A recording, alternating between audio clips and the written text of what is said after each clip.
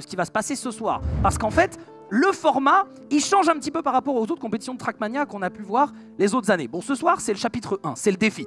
Le chapitre 2, ce sera eh bien, évidemment à Lille. Le chapitre 3, ce sera à Montpellier. Mais ce soir, on va se focaliser sur le format du défi, mesdames et messieurs. Donc on a 16 joueurs qui sont venus.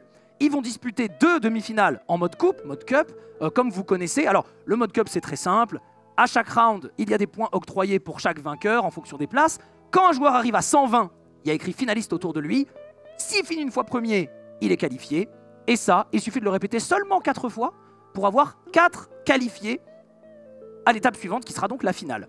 Dans cette finale, il y aura évidemment donc l'autre demi-finale qui va arriver, joueur 1, 2, 3, 4. Ça va donner cette finale. Mais cette finale, mon cher Rayou, elle ne sera pas en mode coupe. Exactement. Cette finale, elle sera en knockout. Le knockout de fou. Alors le knockout, je vous explique très rapidement. Chaque joueur a 3 vies. À chaque run, le dernier perd une vie. On a fait ça aux qualifications de la Zilan, pour ceux qui avaient suivi les qualifications de la Zilan sur Trackmania. Donc à chaque fois, le dernier joueur perd une vie. Je précise que si un joueur appuie sur DNF, donc sur Restart, il perd une vie. C'est ciao.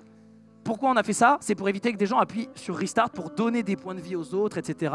Voilà, même si tu peux sacrifier une vie pour en donner une à quelqu'un, mais en tout cas, si tu appuies sur DNF, c'est ciao. Je précise aussi que si un joueur appuie sur DNF, le dernier ne perd pas de vie, évidemment. C'est toujours le dernier du classement, en gros, qui perd ses points de vie.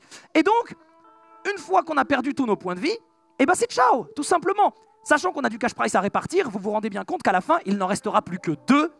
Et c'est les 2 gagnants eh bien, qui se répartiront le cash prize.